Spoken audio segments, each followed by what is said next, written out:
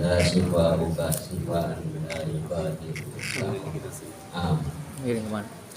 Salawat serta salam semoga terlimpah curahkan kepada junjungan kita Nabi besar Muhammad Sallallahu Alaihi Wasallam beserta keluarga, para sahabat, tabiin, alim ulama pendahulu kita, dan insya Allah kepada kita sekalian umatnya yang senantiasa istiqomah di dalam melaksanakan dan mengamalkan sunnah-sunnah beliau hingga akhir zaman. Amin ya rabbal alamin. Hadirin hadirat yang dirahmati Allah, talim kita pagi ini akan diisi oleh yang terhormat Ustaz Nasruddin. Alhamdulillah beliau sudah ada di tengah-tengah kita dalam keadaan sehat. Baik, langsung saja kita manfaatkan waktu. Namun sebelumnya mari kita sama-sama buka dengan lafaz basmalah. Bismillahirrahmanirrahim. Terima kasih.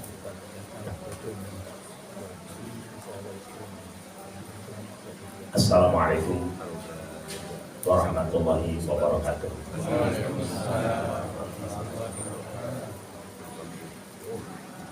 Bismillahirrahmanirrahim. Alhamdulillahirabbil alamin, wassalatu wassalamu ala asyrafil anbiya'i wal mursalin sayyidina Muhammadin wa ala alihi wa sahbihi ajma'in wa man ittaba'ahum bi ihsanin ila yaumil amma ba'd.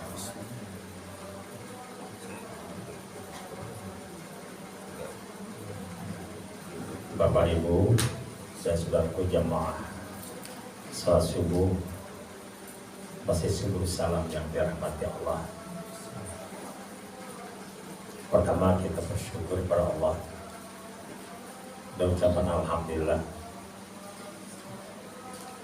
Allah tambahkan umur kita, diberikan amanat sampai awal tahun ini.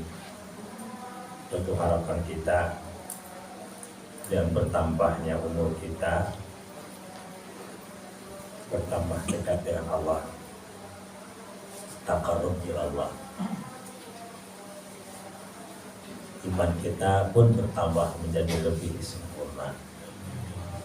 Ibadah kita lebih rajin lagi dan lebih baik lagi. Akhlak kita pun lebih mulia, lebih terhormat lagi. Keluarga kita lebih sakinah mawaddah warahmah lagi. Lingkungan kita, lingkungannya lebih baldatun thayyibatun warabun. Pemimpin kita lebih adil, lebih amanah, lebih cerdas.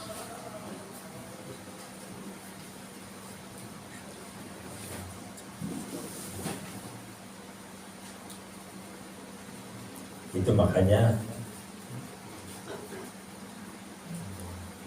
kata Nabi, siapa yang hari ini lebih baik dari hari kemarin, itu orang-orang yang sukses. Man kana yawmu khairan min amsi fawarabih. Beruntung orang yang kualitasnya hari ini lebih baik dari hari kemarin, karena pandai memanfaatkan peluang, menggunakan kesempatan. Bahkan yang mumit-lamsi bahwa manbun, yang kualitas hari ini sama saja dengan kemarin, itu harus tertipu karena tidak pandai memanfaatkan peluang. Nah, yang paling jelek, bahkan yang syarra min amsi bahwa malah orang yang kualitas amalia hari ini lebih jelek dari kemarin, itulah orang yang terlaknat, orang yang terkutuk. Jika kata-kata robih, Pak, ini kan Nabi memberikan gambaran tentang bisnis. Dan memang hidup ini perniagaan, untung, rugi, atau kembali modal. Kita yang mana? Hidup ini pilihan. Bapak Ibu yang dirahmati Allah, termasuk jamaah sholat kita atau sholat berjamaah kita, lebih baik sama saja atau lebih jelek di tahun lalu.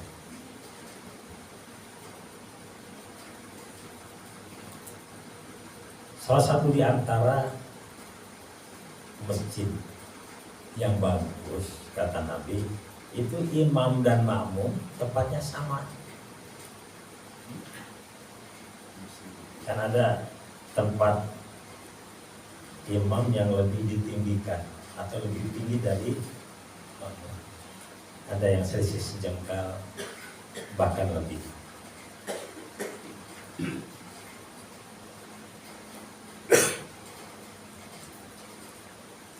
Di dalam satu hadis dari Abu Mas'ud Al-Ansari, nah Rasulullah SAW ayyakumal imamu fawqa syai'in wan nasu khalfahu, yani asfala minhu, rawahu Daruqutni. Rasulullah SAW melarang seorang imam itu berdiri di atas sesuatu sedang makmum berada di bawahnya atau lebih rendah daripadanya. Di atas sesuatu berarti ada yang ditinggikan tempatnya.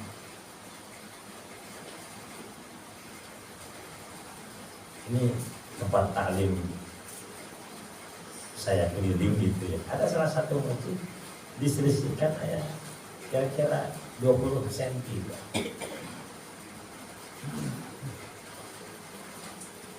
Ini dianjurkan untuk diletakkan saja. Adapun ternyata misalnya kalau ditinggikan itu sifatnya ada proses pendidikan, ada proses pembelajaran. Dan itu Nabi pernah lakukan. Untuk apa? Untuk memberikan pemahaman kepada para sahabat Nabi saat itu agar tahu bagaimana sholat yang baik. Saya dilihat. Setelah sahabat tahu, kembali Nabi datar lagi posisi tempat imam. Dan itu hanya sebentar.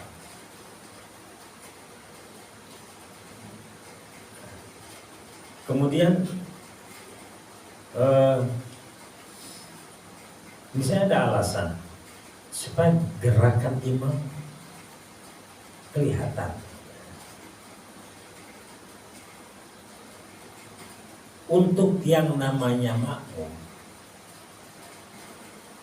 mengikuti imam itu tidak mesti terlihat. Yang penting tahu.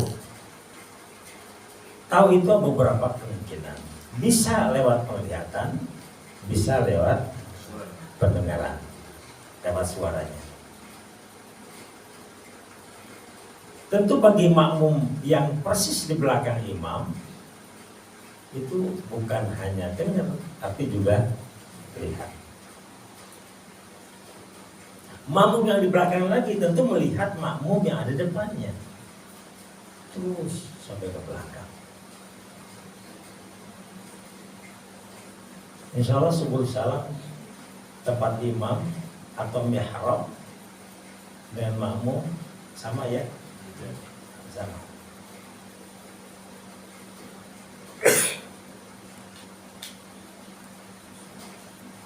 Dulu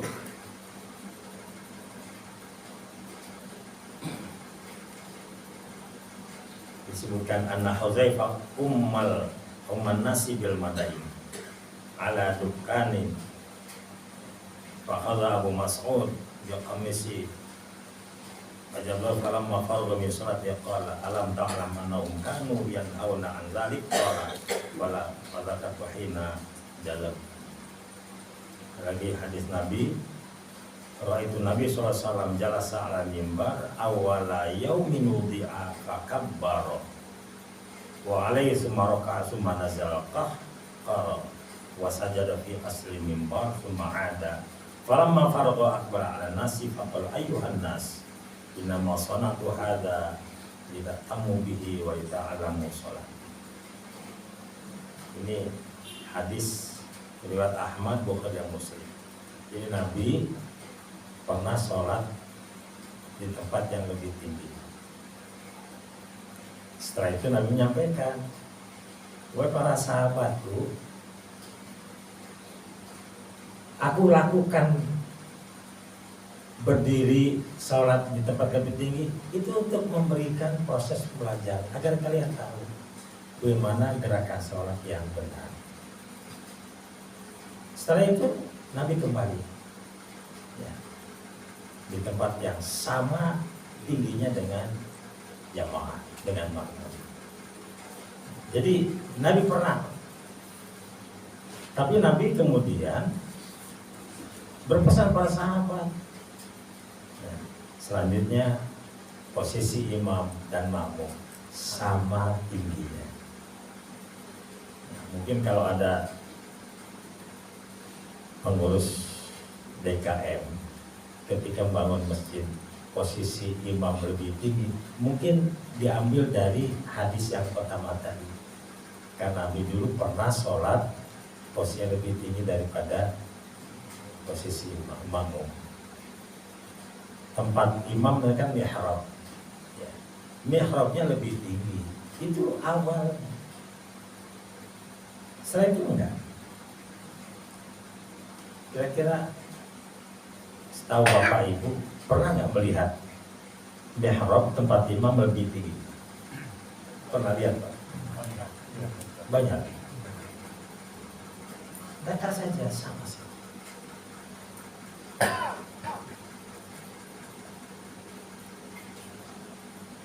Bagaimana kalau makmum yang lebih tinggi? Nggak masalah.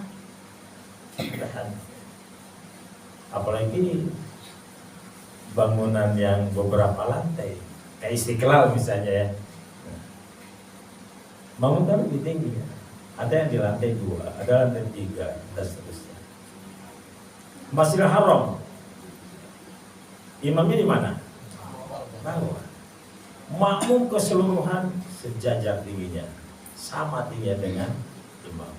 Bahkan di lantai 2 lebih tinggi lagi. Bapak Ibu pernah nggak sholat di Masjidil Haram yang paling tinggi, paling atas pernah? Jadi lihat di belakang, ke depan kelihatan sekali.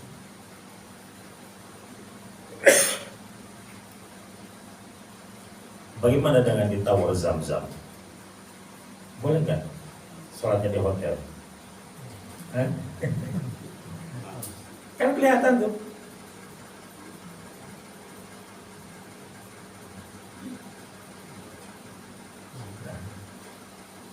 Apa sholat di Tower Zamzam itu termasuk masjid? Nah.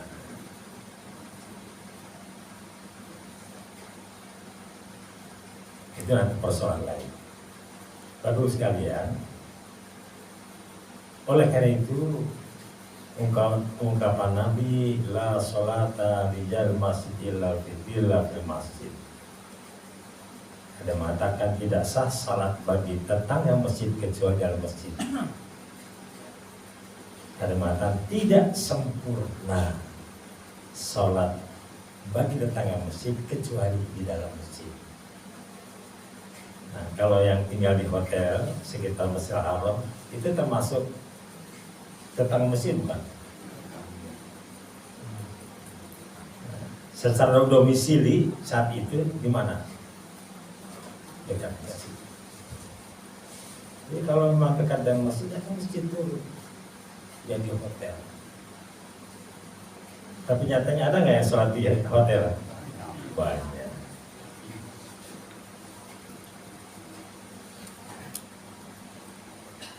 Oh misalnya, wah panas, ya itulah itu.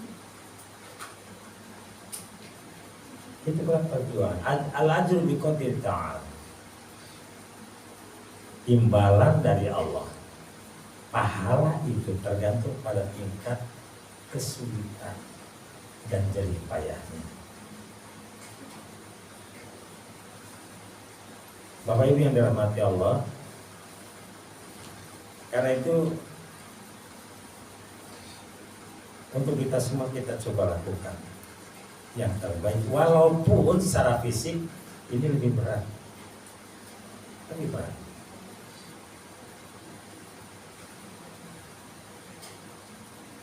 Malam ini saya termasuk yang merasa terganggu betul ya, dengan suara petasan sana sini. Pas malam ada kajian Islam di Masjid Jami Harapan Jaya Bekasi Utara. Pulang dari sana, ya Allah, petasan. Dan tempat kami hampir sama yang Islam dan yang bukan. Banyak orang Cina di sana, dan memang developernya orang Cina.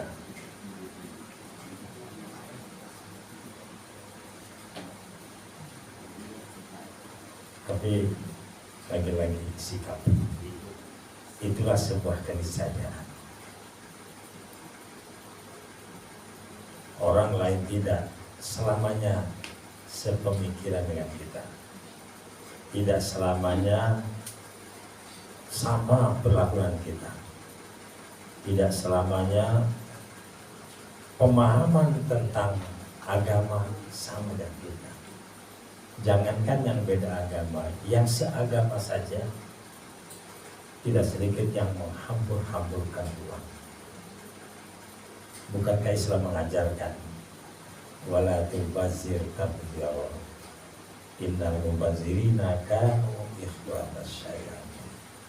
Jangan menghambur-hamburkan harta, termasuk pengeluaran sejumlah dana. Karena itu adalah perbuatan syaitan. Bapak Ibu yang dirahmati Allah, di dalam Al-Quran surat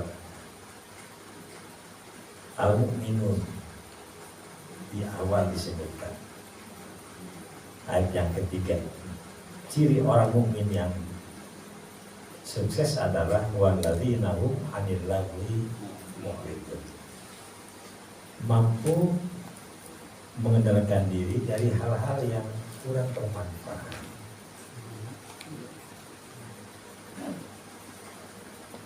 Walaupun ada sesuatu yang mubah, tapi kalau nilai kegunaannya itu kurang optimal, lakukan yang lebih berguna, yang lebih bermanfaat. Apalagi kalau tidak ada gunanya, ya dari. Saya yakin Bapak Ibu juga sama ya, suara dentuman kembang api, nyalanya petasan ya dan sebagainya, kurang nyaman, ngantuk. Bahkan mungkin ada yang sulit tidur karena biasa tidur jam 10, ternyata nggak bisa tidur karena suara tadi. Kan berat itu bangun subuh. Nah, tadi saya sebutkan al-ajru biqadri ta'ala. Kondisi normal sholat subuh berjamaah itu biasa saja. Yang luar biasa itu kurang tidur, kurang istirahat, bisa bangun tepat waktu. Itulah luar biasa. Bapak Ibu dan Allah, maka itu mari kita tingkatkan kualitas sholat berjamaah kita.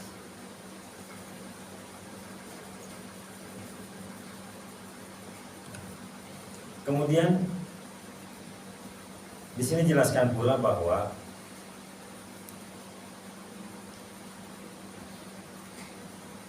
ketika ada orang yang datang masbuk,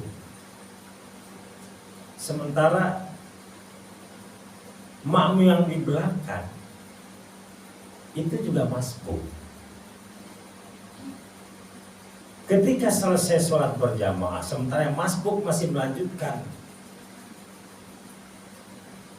kekurangan sholatnya, maka yang datang terlambat sementara sholat berjamaah sudah selesai, itu ikut berjamaah dengan makmum yang terlambat. Artinya bahwa jangan biarkan diri sholat kita sendirian. Berarti makmum yang terlambat, kata sholat subuh ya, sholat subuh. Makmum yang terlambat datang pada rakaat kedua. Berarti ketika imam salam melanjutkan kekurangannya satu rakaat lagi.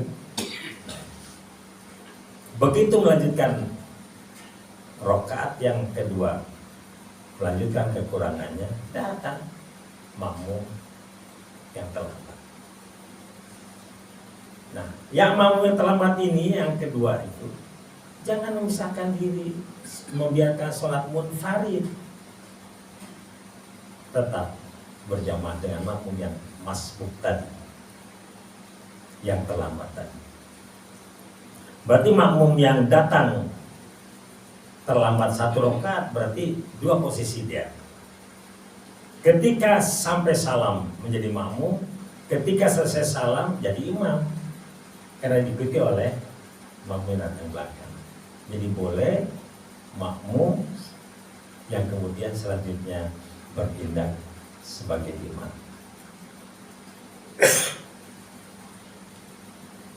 Jangankan sholat itu masih berlangsung, sholat sudah selesai saja, Nabi menganjurkan Pak, supaya yang sholat tadi, yang sudah sholat tadi disuruh menemani yang sholat sendirian. Siapa di antara kalian, kata Nabi, yang mau sedekah? Bapak sini.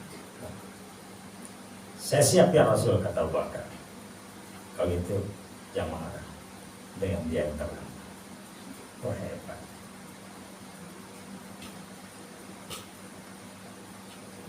Memang ada hadisnya Pak. Tidak ada dua sholat dalam waktu yang sama. Yang dimaksud adalah dua sholat fardu. Karena diniatkan untuk sunnah, maka dibenarkan. Jadi sholat yang pertama adalah sholat fardu, sholat yang kedua sebagai sholat sunnah untuk menemani sholat yang sendirian tadi. Tapi kalau misalnya ada di antara kita misalnya sholat maghrib misalnya, selesai sholat maghrib lalu sholat lagi, misalnya bu sholat apa tadi? Sholat maghrib. Berapa rakaat? Ya sama. Kenapa maghrib lagi? Biar mantap. Alasan biar afdol. Itu nggak ada ya. Pengulangan sholat fardu nggak ada. Kalau kemudian kalau ada alasannya bahwa siapa tahu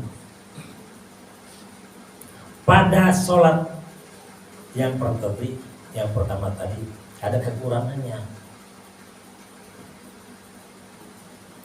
Bapak Ibu, Rasulullah SAW ketika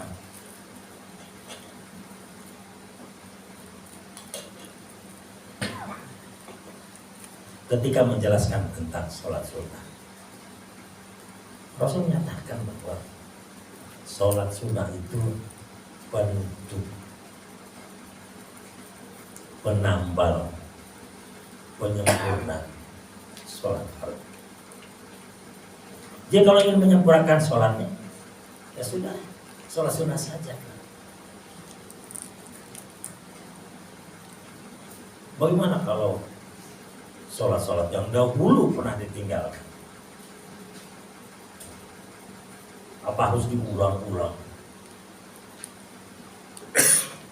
Jadi Bapak Ibu sekalian, ini ada yang mengatakan bahwa itu dikodok. Bapak Ibu dulu setelah kita balik nih, pernah nggak kita waktu muda meninggalkan sholat? Pernah? Berapa kali, Pak? Sekali. Berapa kali? Nah, kalau 1 bulan saja, aku mulai 1 bulan, berarti sholat asar 4 rakaat kali 30, sholat maghrib 3 rakaat kali 30, begitu juga isya, subuh, zuhur. Kira-kira untuk Bapak Ibu ini dikodok nggak? Tapi kodonya per hari kan? Dicicil. Iya, jadi misalnya maghrib hari ini, ya kita sholat maghrib yang dulu tertinggal. Setelah maghrib sekarang kita sholat maghrib lagi, itu tertinggal yang dahulu yang kita masih muda mungkin. Nah kayak gitu juga, besoknya juga seperti itu. Nggak ada rapel kan? Ini mazhab yang pertama. Dikodok, dicicil per hari. Jadi asar 4 rakaat, setelah itu 4 rakaat lagi. Hanya persoalannya berapa kali kita tinggalkan. Itu satu. Terus yang kedua, Bapak Ibu sekalian, jika orang melakukan kezaliman terhadap dirinya, berbuat zalim itu adalah meninggalkan tugas-tugas kita. Sholat yang harus dikerjakan tidak dikerjakan, itu zalim.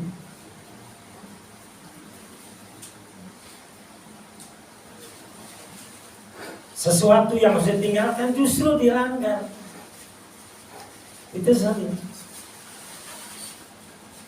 Misalnya taruhan, Pak, Piala Dunia ada di antara kita yang taruhan? Ada.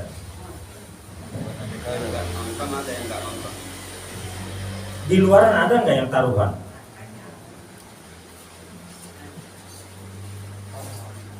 Kemarin saya ketemu dengan sejumlah teman kampus angkatan 83.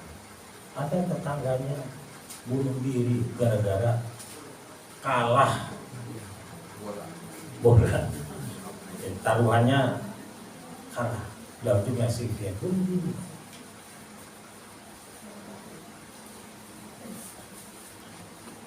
Dan kalau ternyata kita, bukan kita ya, orang yang taruhan tadi yang senang judi masih hidup, udah tobat saja. Atau mungkin pernah mabuk, pernah judi, pernah apalah. Atau mungkin ada di antara saudara kita yang sudah layak dan saatnya untuk berhaji, tapi ditunda-tunda, itu sebuah kezaliman. Kalau berdasarkan surat Al-Imran ayat 135, orang-orang yang bertakwa itu, orang yang dijanjikan oleh Allah surga itu bukan berarti orang yang tidak pernah berbuat salah.